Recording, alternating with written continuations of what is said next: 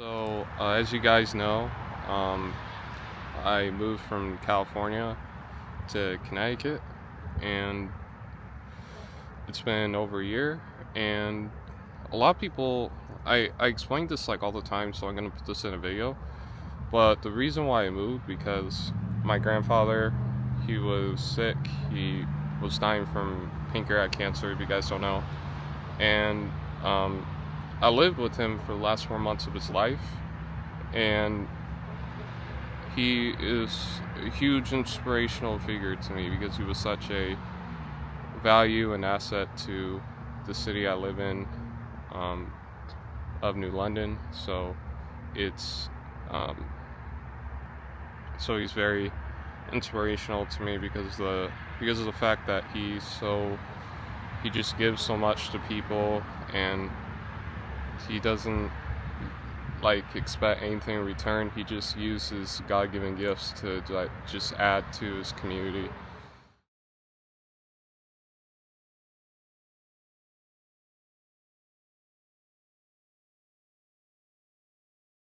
Very tough. Like I was always complaining about how I couldn't achieve having a relationship because that's all I really want, right?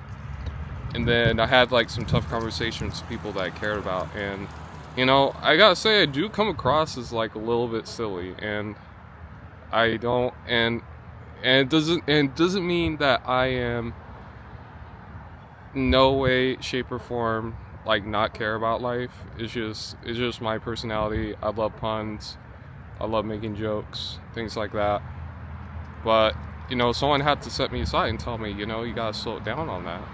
Because if you want to be taken serious, you gotta be like serious. That was like very, very tough for me. It's like so that's what I've been working on, just being more serious. Anyways, I had to really be aware of like how I am around people, my peers, and I like when I look at my peers, I always think like how I'm always matching their vision because I don't understand like a lot of the social cues. Well, so I like kind of match it per se, and I always see them like laughing, being with one another, and I always wanted to like add that to social to my social circle or social situations and all that. But that's the thing, like being autistic, sometimes you may take it a little bit too far, and people will like take it as like, oh, he's not being serious, he's like a little bit immature, like even though he's like 28.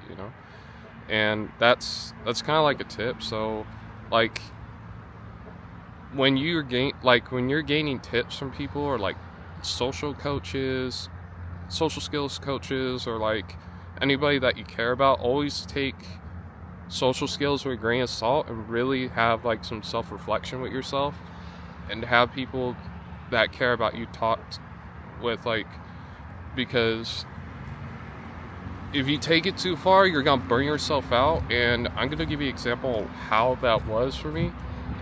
So like I've been following a bunch of YouTubers and just like a lot of dating influencers online. I'm not gonna say their names because I don't want to like start a mess.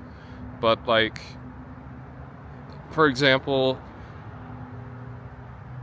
I had like this negative like mindset that you know if I don't have a great physique, or like if I don't look fit, that I won't get a high quality like girl to be in a relationship with. It was negative because I was just solely focused on that. Like it got to the point where I felt like a loser. I felt like I couldn't achieve anything in relationships. And it's like when you focus on one thing, it's really hard to get out of it. It's really hard to get out of it. And weightlifting like 5 times a week, and I've been doing this for like 6 months, almost 6 months now, weightlifting, and I went from like 230 pounds to 215 pounds, and I lost like 15 pounds. And I'm telling you, man, it was like, even though I felt great, like, physically, like, I was just like really, really burnt out though. And yeah, that was a really hard lesson. You gotta find God. That's all I can tell you. Is like, when you focus on your purpose, that's what matters, and that's what I'm doing this year for 2025. If you're on the spectrum, or if you're not on the spectrum, but especially on this, like, really have some self-reflection and think about what you can do to make yourself better, like socially, what works for you, and focus on what you actually want in your relationships. Because if you try to go about it and what society says, all you're going to do is burn yourself out like I did. Working out a lot, not really having a bigger purpose than societal purpose. Like, you have to make a choice. You got to make a decision based on, like, healthy principles. So make a plan about that for 2025. The next thing I'll say is really be mentally healthy. So if you need to go to therapy, go to therapy.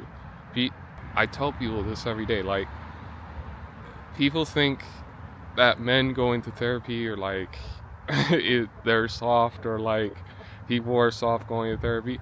You can call me soft, but therapy saved me, bro. So please don't come at me.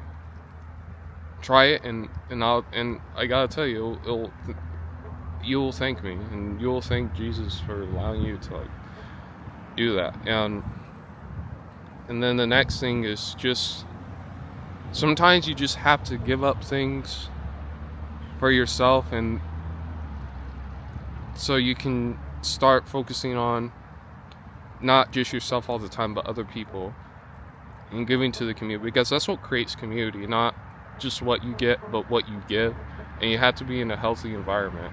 And church, man, that saved me, because every other community is all about material things. How many girlfriends you had, or like how much money you have, what nice things you have, and all that stuff. Like, that's stupid. Like, you gotta like judge yourself, like, how close I am to God. And I'm making this video for remember it myself. So in the comments, just let me know what your plans are for 2025, and let me know what your struggles with in relationships and what you're doing about it.